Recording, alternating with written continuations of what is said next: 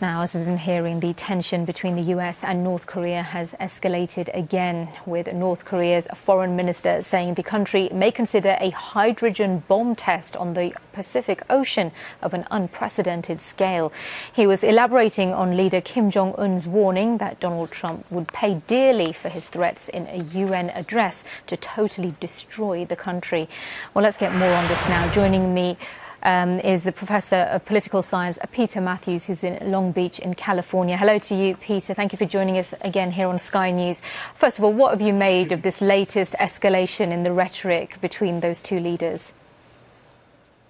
Extremely dangerous, because every time Trump escalates his rhetoric, North Korea escalates its actions.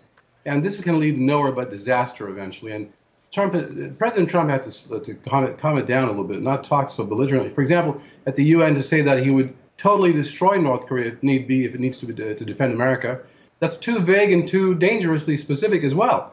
So he should be much more careful in saying, look, if you attack the United States first, then the U.S. will retaliate, but don't even think of it. And frankly, that's something that's understood. There's deterrence going on right now among all the nuclear states. It's called the MAD doctrine. Mutually assured destruction, and North Korea knows about that. Trump needs to really tone down the rhetoric, because it can go out of hand completely. But that's unlikely to happen, isn't it? This back and forth between these two leaders has been going on for quite some time. Are we reaching a dangerous level now? You know, I can't imagine how much more dangerous we can get, but we could get more dangerous, especially this miscalculation, Sam. It actually happened in World War I. Barbara Tuchman, the eminent American historian, said that World War I was started through miscalculation and through escalation that was never anticipated between the various powers that got involved. This could happen here as well, especially now we have nuclear weapons. It is far more devastating than anything that could happen in World War I. So I believe that we need to get Donald Trump, he needs to rely on many of his advisors who are saying, Mr. Trump, maybe it's time now to give some concession to North Korea, like saying we will cut back on the military maneuvers with South Korea if North Korea agrees not to test any more nuclear weapons. There's the proposal by China and Russia, which sounds pretty good, actually, that there will be a mutual freeze on one side of major military maneuvers on the United States and South Korean side in exchange for North Korea freezing its nuclear tests and missile tests as well. They should work on that. And I would suggest some kind of diplomacy where President Trump offers to go to North Korea or send an emissary to have maybe basketball diplomacy. You heard about ping pong diplomacy when we opened up relations with China. And China was a nuclear weapons state back then. So was the Soviet Union. And we were able to work and live with them. This should be done at this point. It's too precarious right now for anything else to happen. But Donald Trump is definitely focusing on sanctions, though, isn't he? I mean, he's definitely pushing for wider, tougher sanctions. Still, that's the play from the US. What kind of impact is this latest announcement going to have? It could be a severe impact, because what he's said is he's going beyond the UN sanctions, and he's coming up with, he came with an executive order on the American side saying that we, the United States, will target any financial institution in the world that facilitates any kind of trade or banking or any kind of trade relationship with North Korea.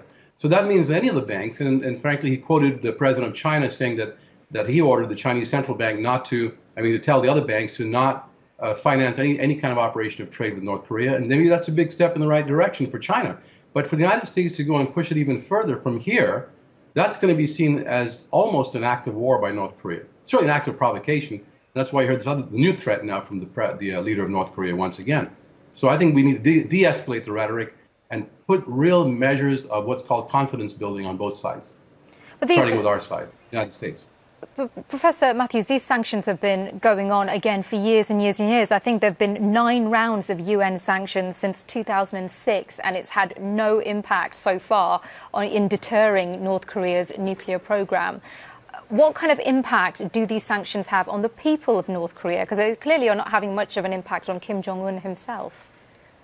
It's definitely hurting the people of North Korea. It'll hurt them even more with a new round that President Trump is proposing. I would suggest we go back to the ideas of the agreed framework under President Clinton. For 8 years, we had negotiations going on. North Korea froze its plutonium reactors, which would be able to build bombs. They froze it and agreed and actually maintained that and committed to it and was inspected. And we were able to get agreements to give them and provide fuel for them and maybe build some 2 light water reactors as the United States promised. That promise was broken off when George Bush came in and accused North Korea of cheating. it was a misunderstanding of what was going on exactly, because in the agreed framework, they only mentioned plutonium reactors being frozen and not uranium. And apparently North Korea was still buying equipment to consider researching uranium enrichment. So that was seen as a cheating maneuver. And instead of working things out and saying, wait a minute, North Korea, you might be breaking the rules here, let's work on this. Instead, George Bush withdrew us from the agreed framework and put up the rhetoric which called North Korea a member of the axis of evil with Iran and Iraq. And after Bush invaded Iraq, North Korea became more paranoid about getting invaded. The paranoia set in even further. And now you have, under Trump, escalation of paranoia, and North Korea deciding to build hydrogen bombs now to defend itself with missiles that could reach the United States. This is so far out of control, Sam, and something has to be done, or there's a disaster unfolding here for the whole world, not just North Korea and South Korea and the United States or Japan. Absolutely. Well, we'll certainly have to wait and see and monitor this situation closely. Professor Peter Mathews, thank you once again for joining us here on Sky News this morning.